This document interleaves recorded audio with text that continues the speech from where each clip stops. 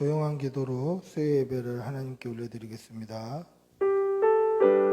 주님 도와주시고 성령을 부어주시옵소서.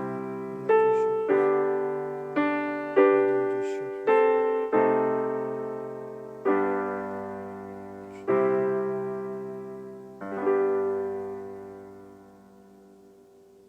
찬송가 491장 찬송하시겠습니다. 저 높은 곳을 향하여 491장입니다.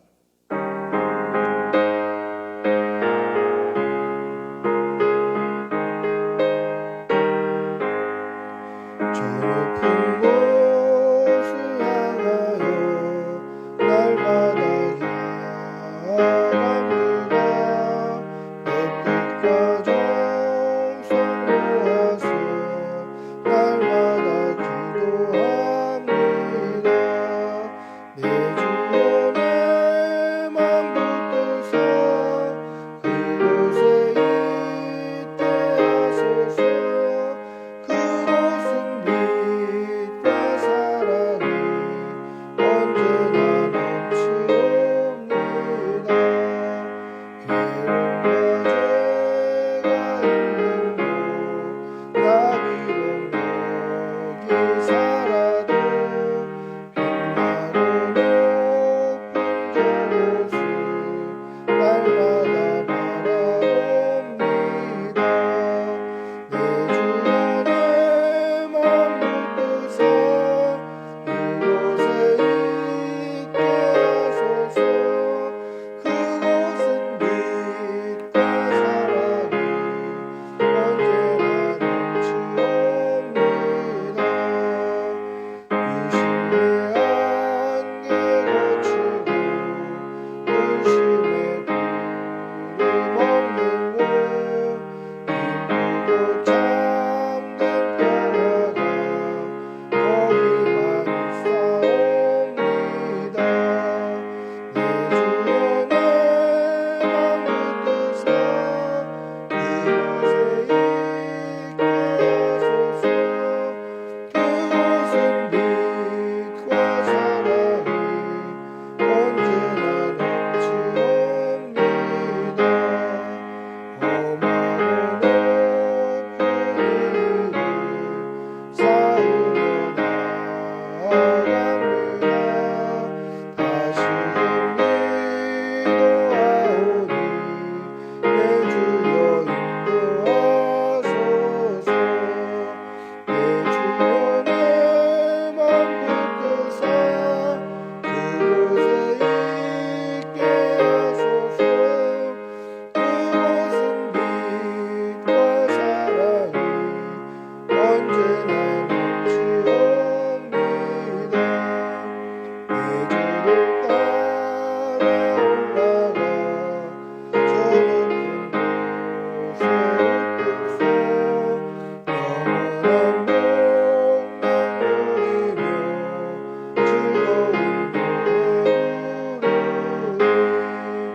내 주여 내 맘 붙드사 그곳에 있게 하소서.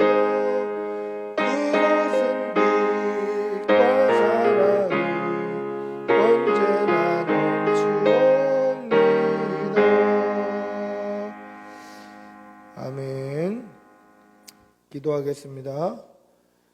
사랑이 많으신 아버지 하나님, 오늘도 추운 일기 가운데 이렇게 주의 전에 모여 예배할 수 있게 해주시는 은혜 감사합니다. 우리 예배를 기쁘게 받아주시고 우리에게 꼭 필요한 말씀으로 우리를 먹이시고 입혀 주시옵소서.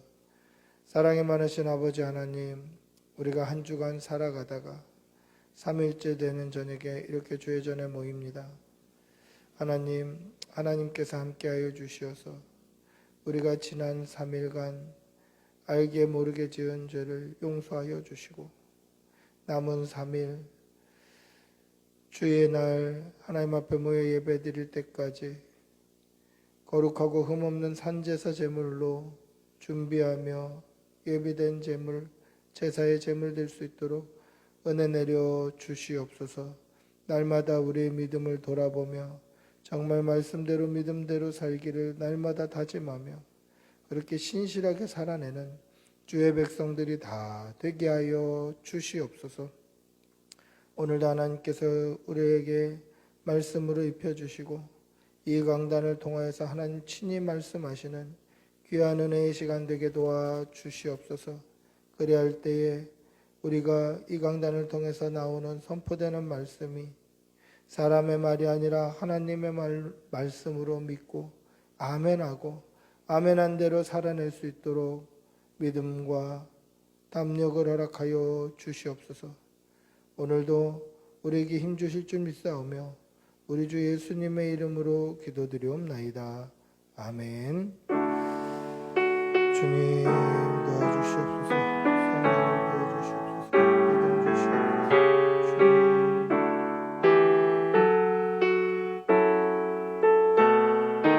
주님.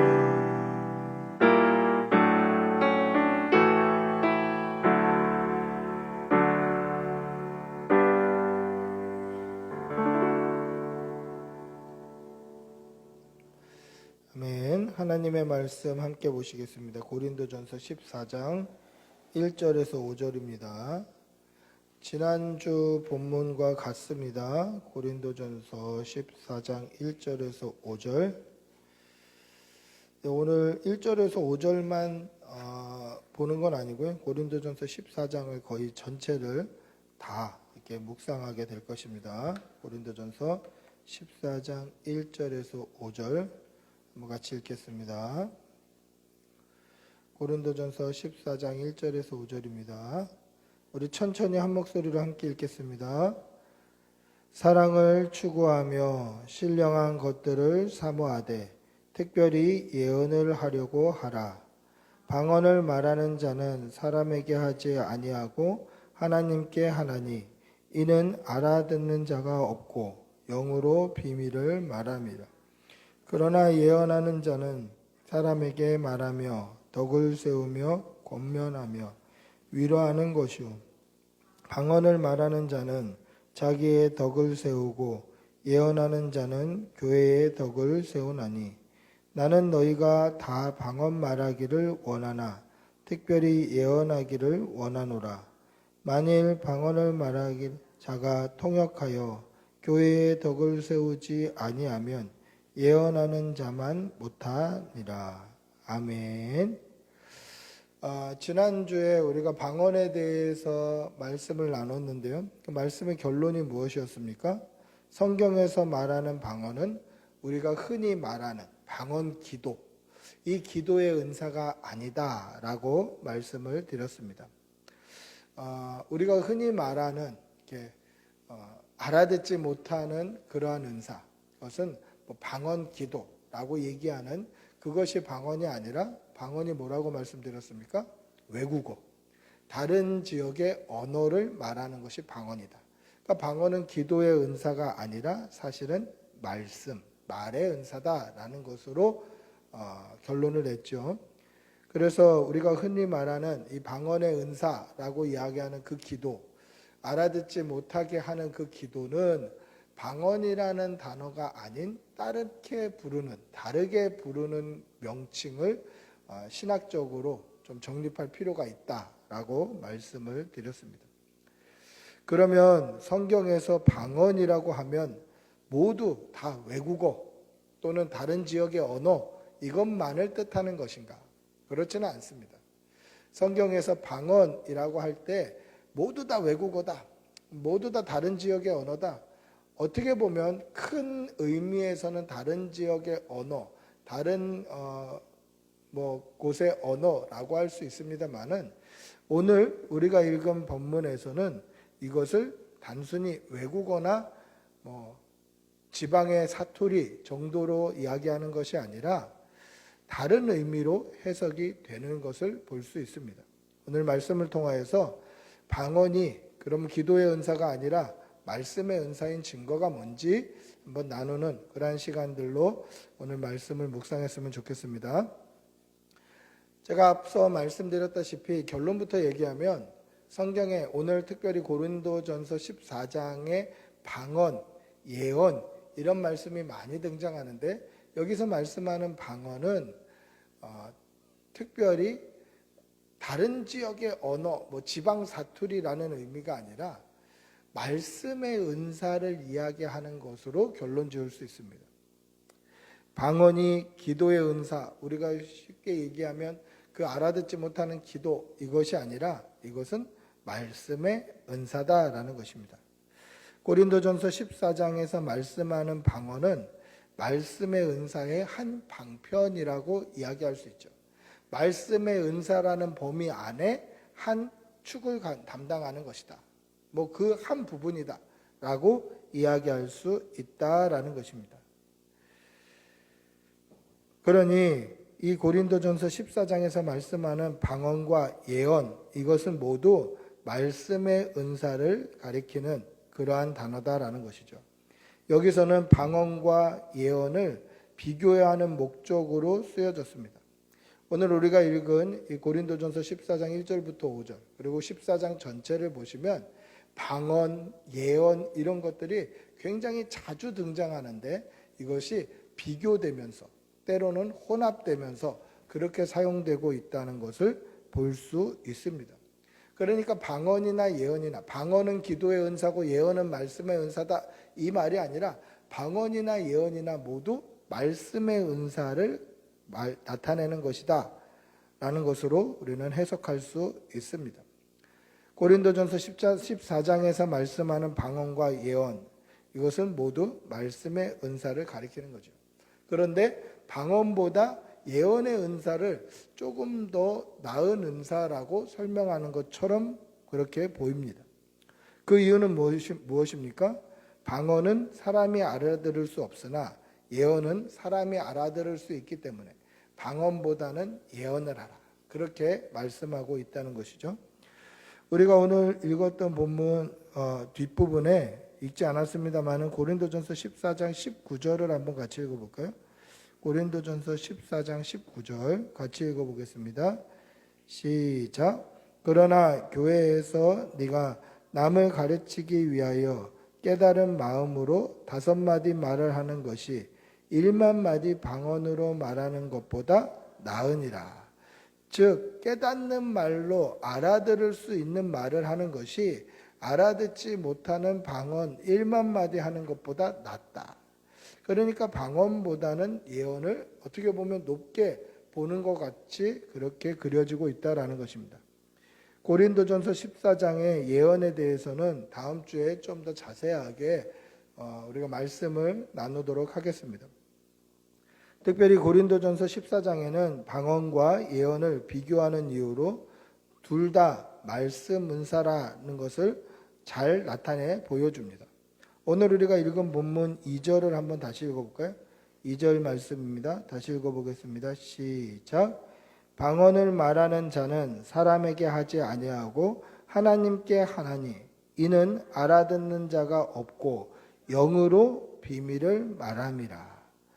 방언을 뭐라고 이야기합니까? 영으로 비밀을 말하는 것이 방언이다. 그러니까 영으로 비밀을 말하는 게 방언이다. 그러면 어떤 생각이 듭니까? 우리가 흔히 이야기하는 방언 기도, 알아듣지 못하는 거 아니냐? 영으로 비밀을 말하고 있는 거 아니냐? 이래서 방언이 방언 기도다. 이렇게 결론 지을 수도 있겠죠.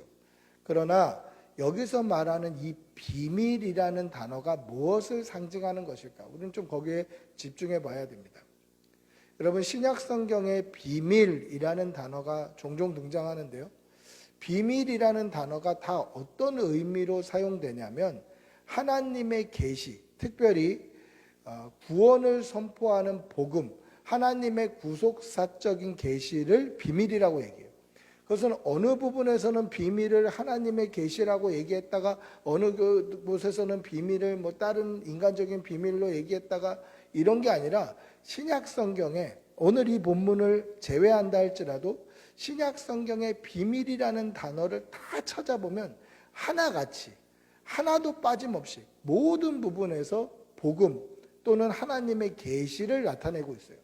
그러니까 신약 성경에서 비밀이라는 단어가 종종 사용되는데 사용될 때마다 하나님의 계시, 복음, 구속사적인 우리를 구원하시는 그러한 계시, 구원하시기 위해 드러내시는 그러한 말씀, 복음, 이런 의미로만 사용되었다라고 하면 오늘 우리가 읽은 본문에도 이 비밀이라는 단어는 하나님의 계시, 구속사적인 계시 뿐만 아니라 하나님의 복음의 말씀으로 해석해야 한다라는 거죠.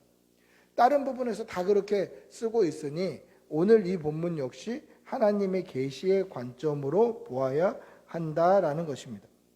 그러니까 말씀의 방언이 뭡니까? 방언이 무엇이다 라고 정의할 수 있나요? 방언은 영으로 하나님의 계시를 말하는 것이다. 이게 방언인 거예요. 그러니까 방언이 뭡니까? 라고 물어보면 이 영으로 하나님께 받은 계시의 말씀을 말하는 거예요. 근데 이것을 사람들이 못 알아듣는 거죠. 그러니까 기도의 은사가 아니라 말씀의 은사라는 것이 여기에 증명되는 거예요. 계시, 하나님으로부터 계시를 받아서 그 계시를 말하는데 이게 사람이 못 알아듣는 거예요. 이게 방언이다라는 거죠. 그러니까 내가 하나님께 기도하는 게 방언이 아니라 그것은 신학적으로 성경적으로 다른 의미나 이름을 붙여야 되는 그러한 항목이고, 우리가 방언 그러면 기도를 떠올리는데 기도가 아니라 여기 성경에서 말하는 방언은 하나님의 계시의 말씀이다. 하나님의 계시의 말씀을 받아서 말하는 것, 이 말씀의 은사가 바로 방언이다라는 것입니다. 방언이 뭐냐? 영으로 비밀을 말하는 것이다. 그럼 영으로 비밀을 말하는 게 뭐냐? 그게 방언이라는 거예요. 근데 기도가 아니라 하나님의 구속의 은혜, 복음, 하나님께서 우리를 구원하시는 그 구원하신다라는 그 말씀, 그 말씀이 비밀, 즉 계시, 또 방언이다라는 것입니다. 이 사실을 증명하는 구절이 여러 군데서 확인될 수 있지만 대표적으로 이제 몇 구절만 뽑아서 한번 읽어보겠습니다.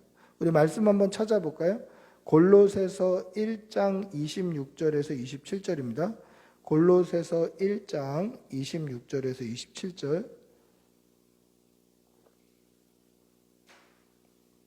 골로새서 1장 26절에서 27절입니다. 우리 천천히 함께 읽어보겠습니다. 시작. 이 비밀은 만세와 만대로부터 감추어졌던 것인데 이제는 그의 성도들에게 나타났고 하나님이 그들로 하여금 이 비밀을 영광의 이방인 가운데 얼마나 풍성한지를 알게 하려 하심이라. 이 비밀은 너희 안에 계신 그리스도시니 곧 영광의 소망이니라. 요약해 보면 그 비밀이 뭡니까? 만대로부터 감추어졌던 비밀이 있는데 그 비밀을 하나님께서 그 비밀의 영광이 얼마나 풍성한지 알게 하시려고 하셨다. 근데 그 비밀이 뭐냐? 그리스도다라는 거예요. 그럼 그 감추어졌던 비밀이란 게 뭡니까? 하나님께서 영광스럽게 예비해 두신 그 구원, 구속, 복음이다라는 거죠. 그 비밀이 뭐냐? 그리스도, 우리의 구원자, 기름 부음 받은 자, 이것이 비밀이다라는 거예요. 그럼 비밀이 뭡니까? 하나님께서 계시해 주신 복음, 하나님께서 계시해 주신 구속의 역사, 구속의 은혜, 이것이 바로 비밀이다라는 것입니다. 또 다른 것도 한번 찾아볼까요? 에베소서 6장 19절부터 20절입니다. 에베소서 6장 19절 20절 말씀입니다. 에베소서 6장 19절에서 20절 천천히 한 목소리로 읽어보겠습니다. 또 나를 위하여 구할 것은 내게 말씀을 주사 나로 입을 열어 복음의 비밀을 담대히 알리게 하옵소서 할 것이니 이 일을 위하여 내가 쇠사슬에 매인 사신이 된 것은 나로 이 일을 당연히 할 말을 담대히 하게 하려 하심이라. 뭐라고 얘기합니까? 비밀이 뭐죠? 복음의 비밀을 담대히 알리게 하옵소서 할 것이니. 비밀이 뭡니까? 복음을 계시하는 거예요. 하나님의 구원, 구속, 이것을 계시하는 것, 보여주는 것, 이게 비밀이에요.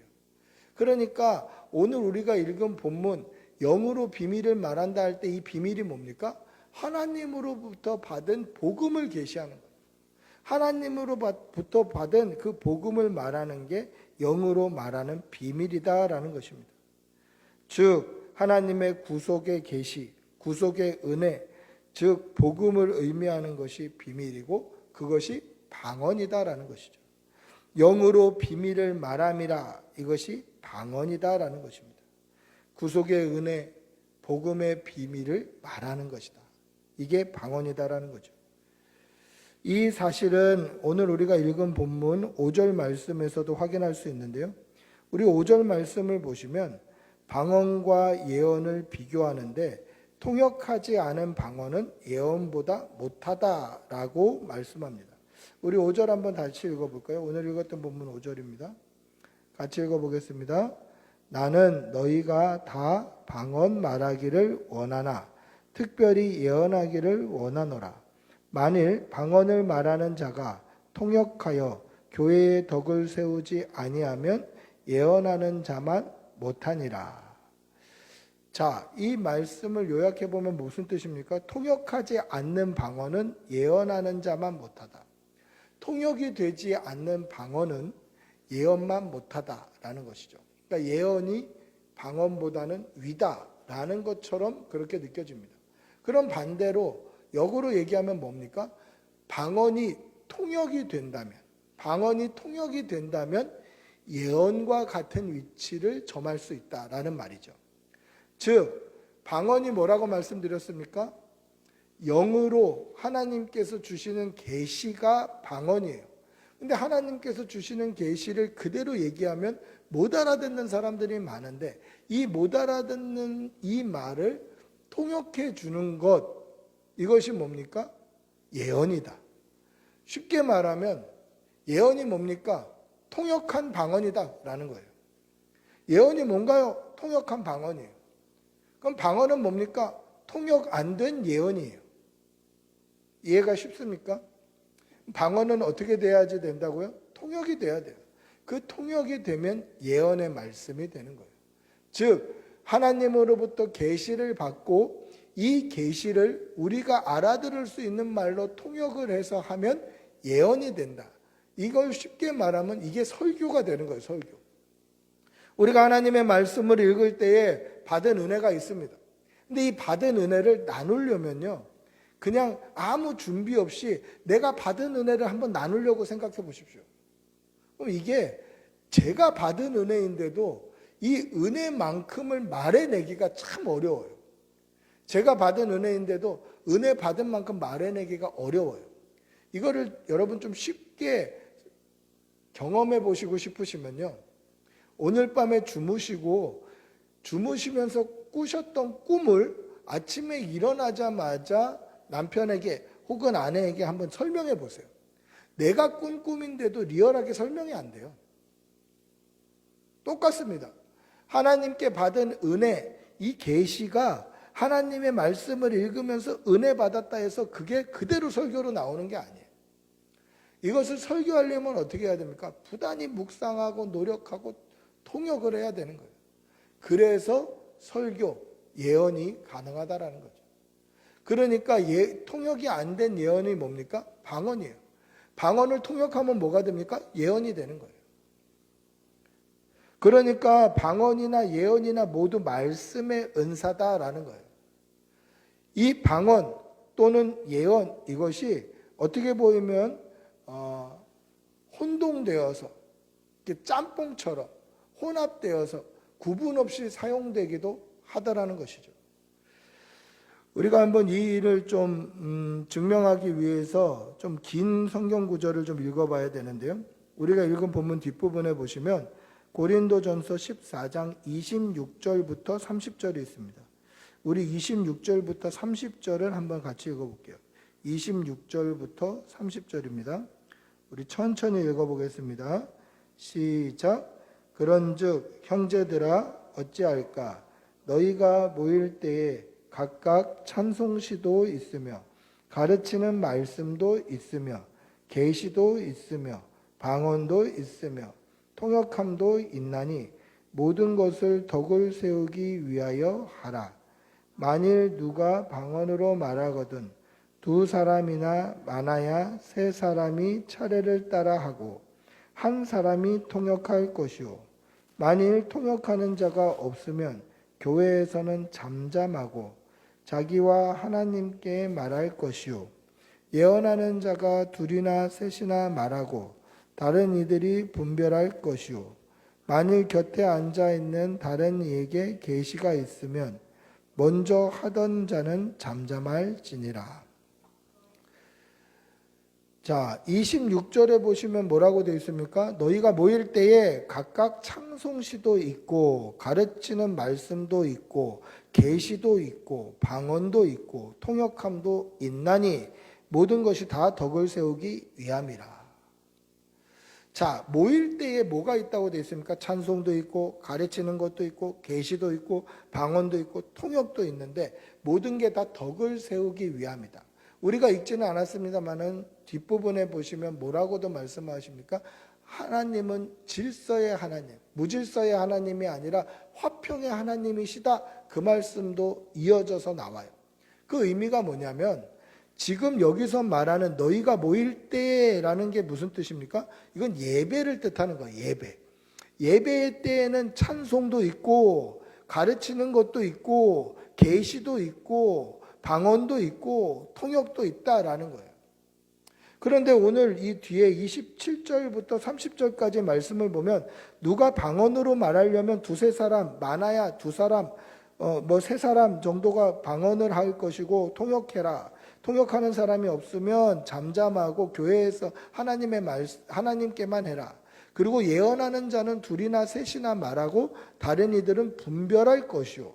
만일 곁에 있는 자가 다른 이에게 계시가 있으면 먼저 하던 사람은 잠잠해라.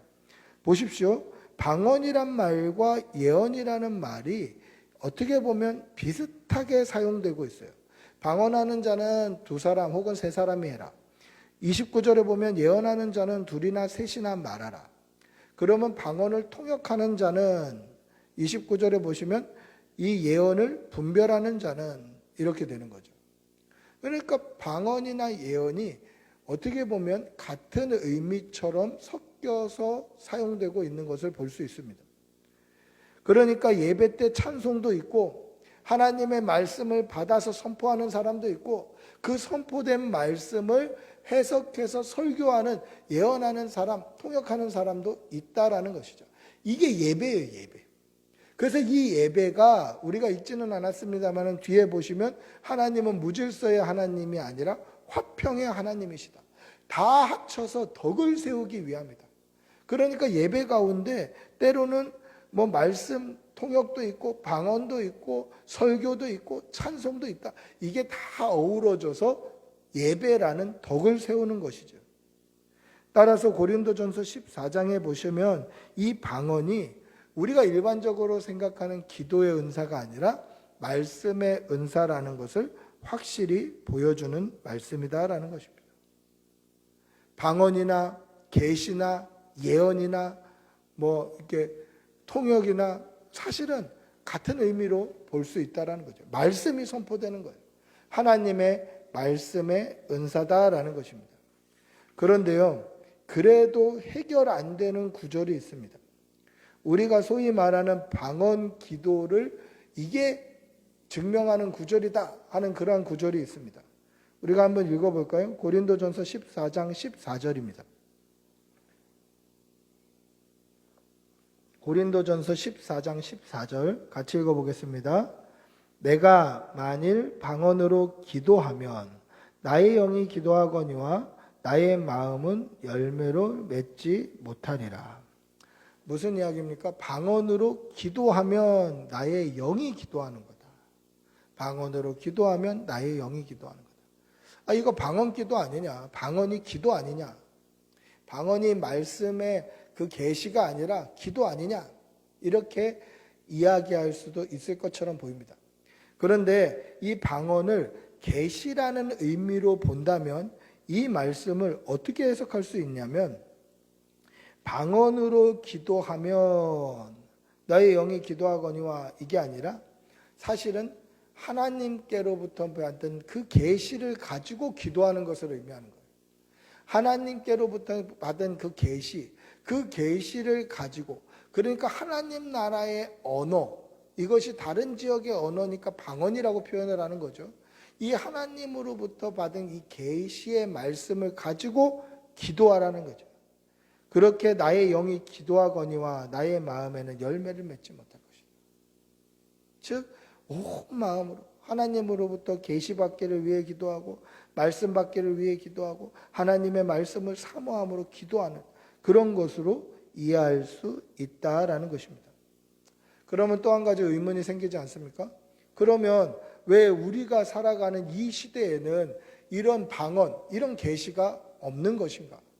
왜 초대교회 때는 이렇게 하나님의 말씀을 선포할 때에, 예배 때에 이런 하나님으로부터 직접적인 계시가 있고 그 계시를 말하고 또 그것을 통역하고 그것을 예언하고 이렇게 해서 어떻게 보면 말씀이 이중 삼중으로 선포되면서 더 풍성한 예배가 있었을 것 같은데, 오늘 우리가 살아가는 이 시대에는 왜 이런 계시가 폐해진 걸까? 왜 사라진 것일까? 그 이유는 초대교회 때는 기록된 계시, 즉 성경이 정립이 안 돼 있어요. 기록된 계시의 말씀, 이것이 정립되지 않았기 때문에 하나님께서 방언으로 계시의 말씀을 주실 수밖에 없으셨다라는 것이죠. 그러면 왜 이 계시가 지금은 폐해져 있습니까? 기록된 말씀이 있기 때문에 폐해진 거예요. 기록된 말씀, 이 말씀으로 우리가 하나님의 말씀을 받아서 그 말씀을 해석하고 연구하고 공부해서 이것을 가지고 예언의 말씀, 설교를 할 수 있게 되는 거예요. 그러니까 왜 오늘날은 이런 뭐 좀 드라마틱한 영적인 계시, 이런 방언, 이런 신비한 이러한 것들이 왜 없습니까? 오늘날 없다면 성경의 기록도 거짓 아닙니까? 이렇게 얘기하는 사람들도 있어요. 그러나 오늘날에는 정말 확실한 기록된 말씀, 기록된 계시가 있다라는 거죠. 계시를 안 주시는 게 아니라 늘 우리가 원하는 대로 하나님의 계시를 발견할 수 있다라는 것입니다. 따라서 우리가 오늘날 해야 될 것은 무엇입니까? 날마다 하나님의 말씀을 붙들고 말씀이 주시는 은혜를 사모하는 것이 우리가 해야 될 일이다라는 것입니다. 그럼 방언은 뭡니까? 방언은 알아듣지 못하는 기도가 아니라, 이 알아듣지 못하는 기도는 성경적으로 신학적으로 다른 용어를 두어야 되는 그러한 것이고, 성경에서 말하는 방언은 하나님의 계시의 말씀 또는 다른 지방의 언어다라는 것입니다. 따라서 오늘 고린도전서 14장에 나오는 방언은 말씀의 은사예요.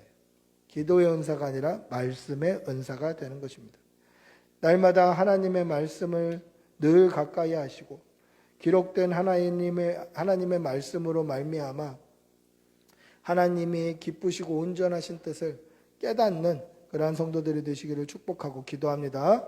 한번 같이 기도하겠습니다. 같이 기도하실 때 하나님, 우리에게도 말씀으로부터 오는 은혜를 날마다 부어주시옵소서. 우리 주님의 이름 한번 부르고 같이 기도하겠습니다. 주님, 하나님의 말씀의 은혜, 말씀의 은사가 풍성할 수 있도록 도와주시옵소서. 하나님 말씀의 은혜를 부어주시옵소서. 성령 충만케 하여 주시옵소서. 말씀으로 풍성케 하여 주시옵소서. 늘 하나님과 동행하며 가까이 하는 그러한 성도들이 다 되게 도와주시옵소서. 은혜를 덧입혀 주시옵소서. 성령님 함께 하여 주시옵소서.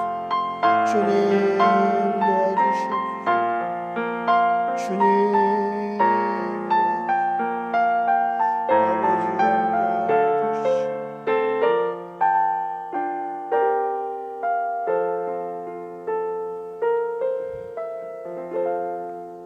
사랑의 아버지 하나님, 우리가 기록된 계시, 성경 말씀을 늘 가까이 함으로 하나님께서 우리에게 하시는 말씀, 하나님께서 우리에게 보여주시고자 또 계시하시고자 하셨던 말씀을 늘 깨닫게 하여 주시고 말씀으로부터 주시는 그 은혜의 풍성함을 쫓아 날마다 믿음으로 살아갈 수 있도록 은혜를 덧입혀 주시옵소서.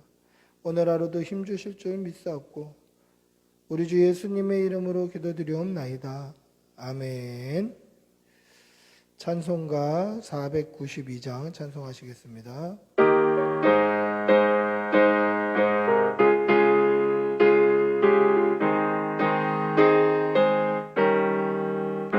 잠시 세상에 내가 살면서 항상 찬송 부르다가 날이 저물어라 하시면 영광 중에 나가리. 열린 천국 내가 들어가 세상 짐 내려놓고 빛난 면류관 받아 쓰고서 주와 함께 길이 살리. 골짜기 걸으면서 나의 갈 길 나가는 주의 품 안에 내가 안기어 영원토록 살리로다. 열린 천국은 내가 들어가 세상 짐 내려놓고 빛난 면류관 받아 쓰고서 주와 함께 길이 살리. 나의 가는 길 산은 높고 오름 깊어 고난 나의 멈출 곳 없어도 복된 날이 밝아오리.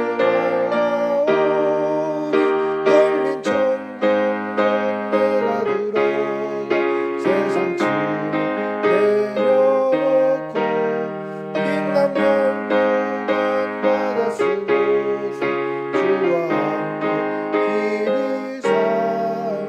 안수하시고 죽음 없는 날 사모하며 일하리니. 내가 그리던 주를 배울 때 나의 기쁨 넘치리라. 열린 천국은 내가 들어가 세상 짐 내려놓고 빛난 면류관 받아 쓰고서 주와 함께 길이 살리. 아멘. 주님 가르쳐 주신 기도로 수요 예배를 마치겠습니다. 하늘에 계신 우리 아버지여, 이름이 거룩히 여김을 받으시오며 나라가 임하시오며 뜻이 하늘에서 이루어진 것 같이 땅에서도 이루어지이다. 오늘 우리에게 일용할 양식을 주시옵고 우리가 우리에게 죄 지은 자를 사하여 준 것 같이 우리 죄를 사하여 주시옵고 우리를 시험에 들게 하지 마시옵고 다만 악에서 구하시옵소서. 나라와 권세와 영광의 아버지께 영원히 있사옵나이다. 아멘.